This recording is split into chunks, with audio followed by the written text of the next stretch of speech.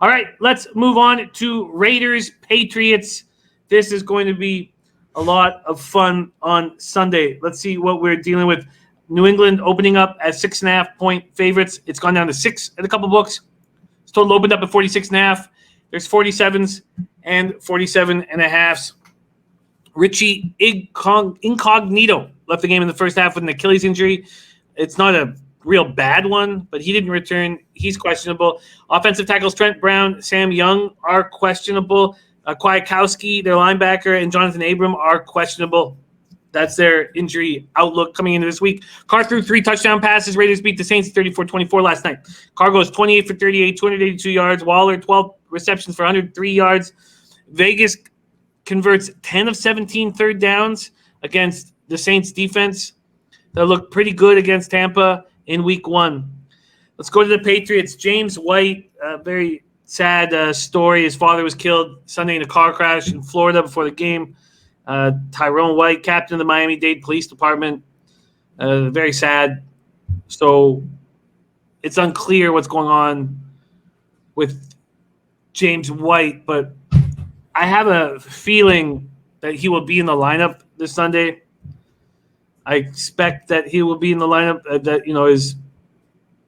It feels like the kind of thing where your dad would want you to be in the lineup, and I think it was just the shock. He had to deal with it, and then so I expect James White to be in line. Tight end Dalton Keene, questionable. And Newton, 30 for 44, 397 yards, 1 TD, 1 pick in that 35-30 loss. Ran for 47 yards on 11 carries. Sonny Michel doing very little. Edelman looked spectacular, 8 catches for 179 yards. Pete Carroll almost gifted them with some questionable decisions a victory, but Patriots 35-30 loss. What do you think here, Bebsy, Raiders, Patriots? It's interesting because, people are really high on the Pats and in particular Cam Newton right now. But so far he's faced Miami, not a very good football team. And he's faced the Seattle defense, which was bad in week 1. They were bad in week 2. They don't have a strong defense. I want to believe in Cam. I want to believe he's going to continue playing like this. Now, it's not like the Raiders boast a very good defense either. So I think the only play in this game is an over because I really like this Raiders offense. They're playing good. Their defense played a little better in week 2 than they did in week 1. But I think the only play is the over here. I don't love the Pats. I'm not super high on the Pats yet. I mean, I'm high on Belichick, of course. You'd be crazy not to be. And I really want to believe in Cam. But, I mean, the Raiders for me were, at the start of the year, they were a sleeper pick. I thought they were getting disrespected. Week 2 win over the Saints really backs that up a bit.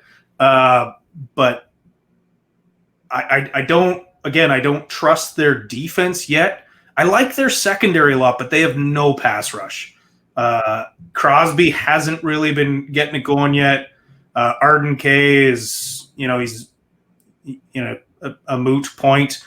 Cleveland Farrell, who I loved coming out of Clemson, and I really thought this year he would pick it up, and he's kind of got the moniker bust right now. He's a good football player, but he's not living up to the 4th overall pick. I'm saying it's over or no play in this game. And that over, you're saying it's creeping up, eh? It is, and I'm not sold on the over. We talked about Seattle's defense being so poor.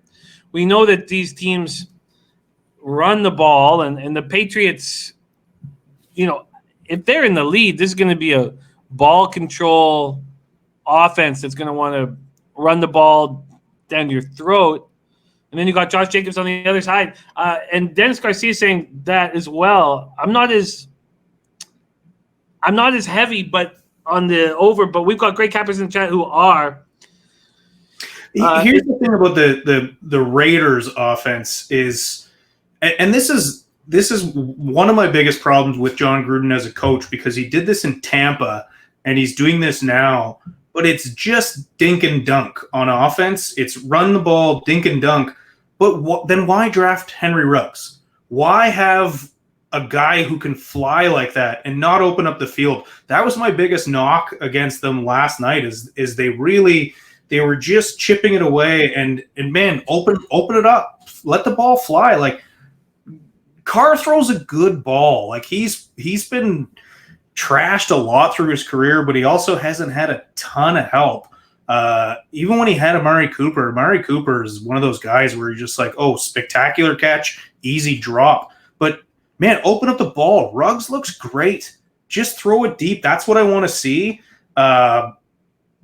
So yeah, I don't know. Maybe I just talked myself out of the over. But I mean, that's my knock on Gruden. That's my knock on that offense. But I mean, right now, the Pats kept it close against Seattle, which Seattle has just a monster offense and a terrible defense. And then they beat Miami. So I don't know if I'm big on them yet. I mean, this could very well end up being massively under. We've seen, and it was mentioned in the chat, these teams with these big Monday night victories go hit the road on Sunday in the 1 o'clock game and look poor. And this is a big spread for a reason. I expect public money to come in on Vegas throughout the week, but the difference between I know the 6 is I guess a 5.5 is much better than a 6, and it still might be too many points. But if this total creeps up higher, we see a 47.5. If this gets to 48, 49 town, I'm going to take the under. But Jay Peach heavy on the over. Dennis Garcia said Oakland, or is it Vegas? Sorry, 4.9 yards per play against NOLA, all dink and dunk. And Birdie says, does this look like a spot where recency bias is pushing the look to the over? What do you think? Yes and no. Maybe more with the Pats offense, not with the Raiders offense, because I was on the Raiders offense before the season started. I like the weapons they have. I love Josh Jacobs. Even if he is banged up, that guy runs like an absolute maniac. Waller's a stud. Ruggs looks great. And man, I like Renfrow. I think they're going to get him more and more into the game as the season goes on. But as far as recency bias, maybe with the Pats. But again, like I said before, the Pats put up points against a Seattle defense that I think is just terrible. And on top of it, they lost Bruce Irvin, who's, maybe not what he was years ago, but he's still better than what they're going to roll with. If you like this offense, do you think Raiders can stay within 6?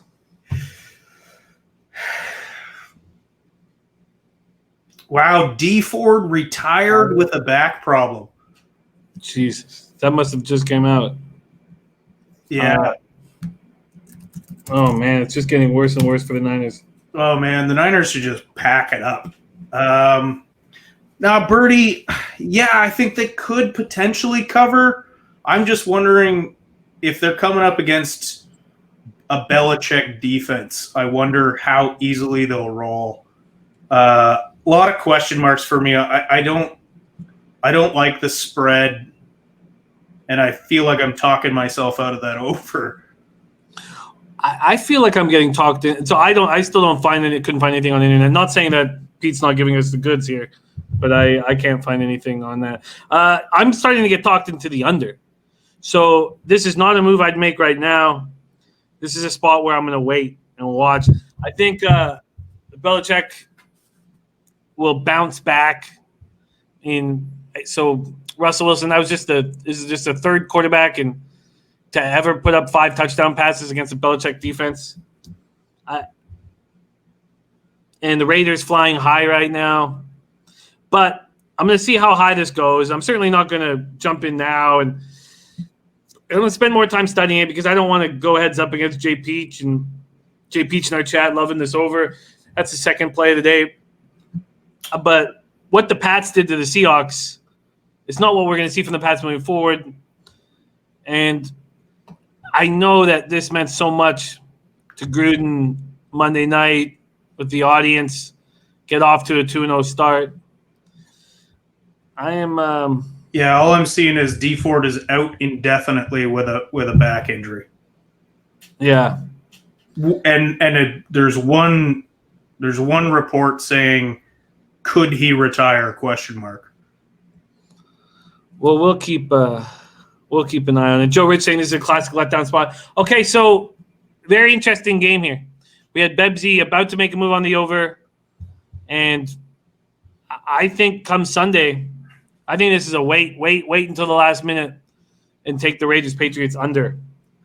And that feels like that should be the look.